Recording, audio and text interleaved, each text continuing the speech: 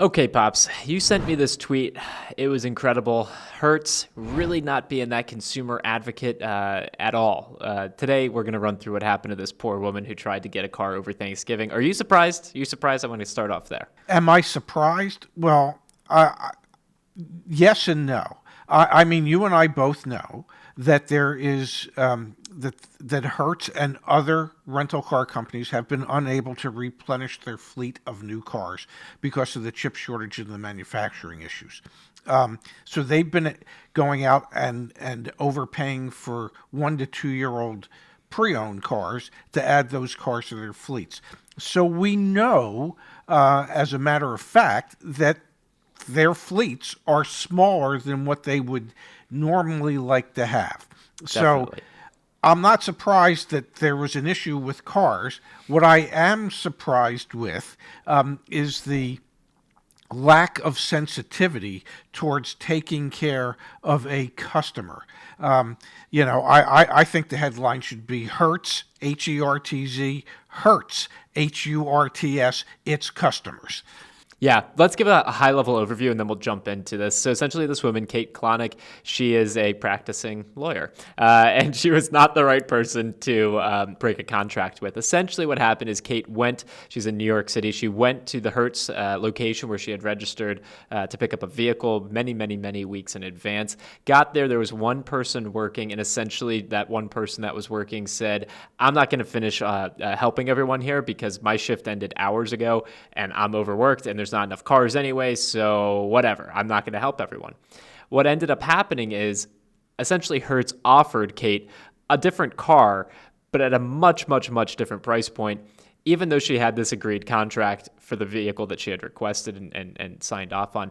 Really a not good look for Hertz whatsoever. I don't know if I butchered it a little bit, Pops. Feel free to put your own color commentary on there. Then we can pull up the letter and we can kind of walk through what happened. Well, I believe the rate that she had gotten for renting a mid-sized vehicle for a week in the New York City area was a little over $400 for the week. And then suddenly they're short of cars and they're out of cars. But if you pay us $1,800 for the week, we can find you a car. That sounds to me like bait and switch. We don't have your car that you reserved, that we've agreed to on a price, but we can find you a car if you promise to pay, well, 4 times more than what you and we had agreed to. So that was the first issue. Okay, in that they allegedly could make a car available, assuming that they were willing to pay a little over 4 times more for the car for that week. The real issue is that they had no cars. They didn't admit that they have no cars. They weren't particularly responsive either in person or through, I think it was 14 or 15 14 phone calls calls. to customer service, or maybe that should be changed to the title of that department should be lack of customer service. And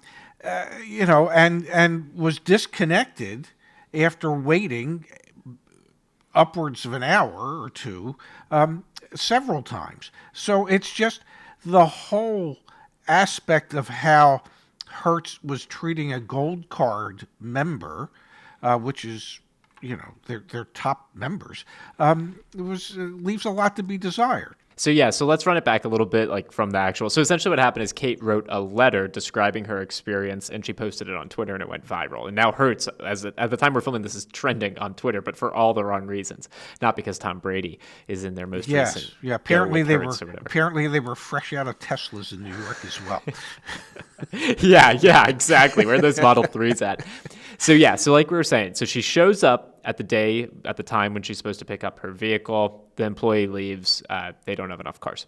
She calls, 14 phone calls, finally gets through. They set up at a different location, the Hertz Williamsburg location, for the next day to get into their vehicle at hopefully the price that they had agreed to and signed their contract for, not at the $1,800 price. We explained, so I'm going to read directly from the letter. We arrived at Hertz Williamsburg, hereinafter HWBG, at 8:05 a.m. We explained to the two agents working that we had a reservation for 8 a.m. They looked at us like we were insane, then asked us for our confirmation number. I provided it. They then shuffled through paperwork and told us that we were on a wait list and that there were 3 people ahead of us in a car. There were no more cars. They had 17 cars for the day, and they weren't even all back yet, and they had 20 people with reservations. The quote from the agent is, "You should go back to where you had your original rental booked," they said. "They're the best place. They'll be able to help you." It's really rough. The author here, Kate, goes into to describe what the experience was like being in a 9-foot by 9-foot cube. Like, it's just a really tragic experience. And then she still can't get her damn car that she had the contract for. Yeah, the whole thing it's as ugly a customer experience as a customer could ever have with a large corporation that has, I guess, no processes in place to really be able to address situations like this. And so either customer service on the phone is left to their own devices, or the agents working in the offices are left to their own devices, and nobody is really communicating with anyone. And so the customer ends up holding the bag and just having to go through all this angst when, you know, you've already made arrangements. You've reserved a vehicle, which means they're supposed to be holding the vehicle. That's what a reservation normally is. I mean, like if you make a reservation at a restaurant, it's for a table, not for you to have the opportunity to wait then for a table because, well, they overbooked. That's not what a reservation is. You're actually reserving something. And in Hertz's mind, that is not really what a reservation means to them. It just means, hey, maybe you'd like to show up and maybe you'd like to get a car, even though you said you would. We don't know that you really would, so we're not really going to hold a car for you, waiting for you to show up.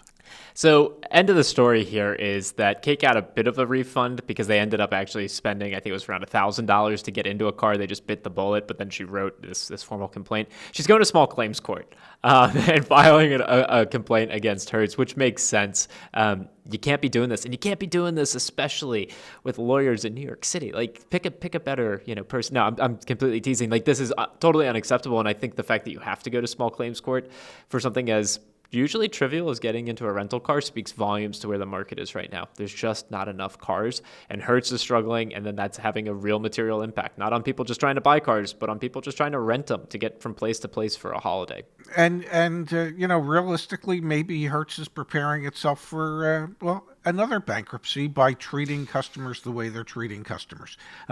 Maybe they won't be able to complete their purchase of all those Tesla 3s because they'll be filing for bankruptcy again soon because of their customer service practices.